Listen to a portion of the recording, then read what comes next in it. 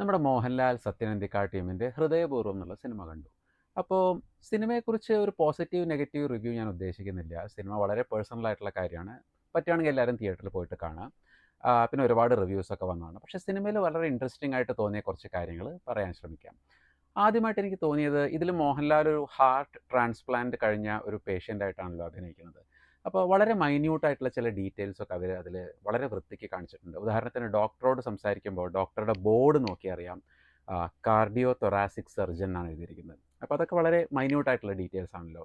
അതുപോലെ മോഹൻലാൽ ഈ ഒരു റോള് ക്യാരി ചെയ്തിരിക്കുന്നത് ഇപ്പോൾ ഞാൻ സത്യം പറഞ്ഞാൽ ഒരു ഓപ്പൺ ഹാർട്ട് സർജറി കഴിഞ്ഞ ഒരാളാണ്. എൻ്റെ ഹാർട്ടിൻ്റെ വാൾവ് റീപ്ലേസ്മെൻറ്റ് കഴിഞ്ഞ ഒരാളാണ്. അപ്പോൾ ഈ സർജറി കഴിഞ്ഞ കുറച്ച് കാലത്ത് നമുക്ക് തന്നെ തോന്നിയിരുന്നു, ഇപ്പോൾ ഇരിക്കുമ്പോഴും എണീക്കുമ്പോഴും കിടക്കുമ്പോഴും ഒക്കെ ഒരു കോൺഫിഡൻസ് കുറവ്, എന്തോ ഒന്ന് മിസ്സിങ് അല്ലേ, നമ്മുടെ ഉള്ളിൽ എന്തോ ചേഞ്ച് വന്ന പോലെ. അപ്പോൾ ഈ സിനിമയിൽ ത്രൂ ഔട്ട് റോളിൽ മോഹൻലാൽ ആ ആ ഒരു കുറവ് അഭിനയിച്ചിട്ടുണ്ട്. അത് വളരെ ബുദ്ധിമുട്ടുള്ളൊരു കാര്യമാണ്.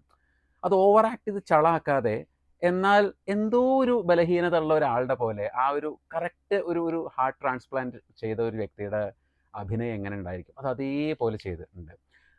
പിന്നെ മോഹൻലാലിനെ കുറിച്ച് പ്രത്യേകിച്ചൊന്നും പറയേണ്ട കാര്യമില്ല. അതുപോലെ ഇതിൽ ചില ക്ലീഷേ ബ്രേക്കിംഗ് സീനുകൾ എനിക്ക് ഭയങ്കര ഇഷ്ടപ്പെട്ടു. ഉദാഹരണത്തിന് ഈ മാളവിക എന്ന് പറയുന്ന ക്യാരക്ടർ, അതായത് മോഹൻലാലിന് ഹാർട്ട് ഡൊണേറ്റ് ചെയ്ത ആളുടെ മകളാണ് മാളവിക. അവർ മോഹൻലാലിനെ ഫസ്റ്റ് കാണുന്ന ഒരു സീനിൽ ഭയങ്കര ഓവറാക്കി ചളാക്കാണ്ട് അവർ പറയുന്നുണ്ട്, ഓ എൻ്റെ അച്ഛൻ്റെ ഹാർട്ട് കിട്ടിയ ആൾക്ക് കോമൺ സെൻസ് പോലും ഇല്ലയോ എന്ന് പറയുന്നുണ്ട്. അപ്പോൾ അതൊരു ജസ്റ്റ് ഒരു ക്ലീഷേ ബ്രേക്കിംഗ് സീൻ പോലെ തോന്നി. വേറൊരു സീനുള്ളത് എന്താണെങ്കിൽ ഈ മാളവിക ഇതുപോലെ ഒരു കോമ്പറ്റീഷനിൽ തോറ്റിട്ട് വരുന്നുണ്ട്.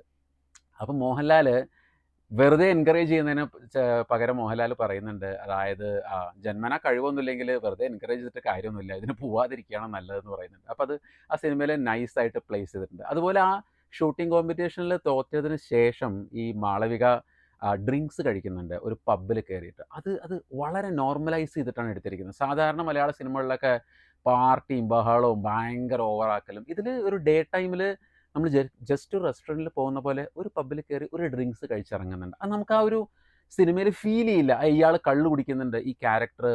കാരണം പൂനെയിൽ ജനിച്ചു വളർന്നൊരു കുട്ടിയാണ്. അപ്പോൾ അതൊക്കെ വളരെ നോർമലൈസ്ഡ് ആയിട്ടാണ് എടുത്തിരിക്കുന്നത്. അപ്പം അങ്ങനെ കുറച്ച് ചെറിയ ചെറിയ ഇൻട്രസ്റ്റിംഗ് എലമെൻറ്റ്സ് ഇതിൽ എനിക്ക് തോന്നി. പിന്നെ മാളവികയുടെ അഭിനയവും വളരെ നന്നായിട്ട് തോന്നി. അപ്പോൾ നേരത്തെ പറഞ്ഞ പോലെ സിനിമ മൊത്തത്തിൽ എങ്ങനെയുണ്ടെന്ന് വെച്ച് കഴിഞ്ഞാൽ എനിക്കൊരു മിക്സഡ് ബാഗ് ഓഫ് ഫീലിങ്സ് ആണ് സിനിമയെക്കുറിച്ച്. അപ്പോൾ അത് പലർക്കും പല രീതിയിലാണ് ഫീൽ ചെയ്യാൻ സാധ്യത. നിങ്ങൾ ഈ സിനിമ കണ്ടിട്ടില്ലെങ്കിൽ ഞാൻ പറയാം തിയേറ്ററിൽ ഒന്ന് കണ്ടു നോക്കൂ. നിങ്ങളുടെ ഫീലിംഗ് എന്താണെന്ന് അറിയണമെങ്കിൽ എൻ്റെ ഒരു റിവ്യൂ അല്ലെങ്കിൽ ഒരു ഒപ്പീനിയൻ കണ്ടതിന് ശേഷം, അല്ലെങ്കിൽ മറ്റുള്ളവരുടെ ഒപ്പീനിയൻ കണ്ടതിന് ശേഷം സിനിമ കാണുക എന്നുള്ളത് അത്ര ഒരു ഇൻട്രസ്റ്റിംഗ് ആയിട്ട് എനിക്ക് തോന്നിയില്ല. അപ്പോൾ എന്തായാലും ഹാപ്പി ഓണം.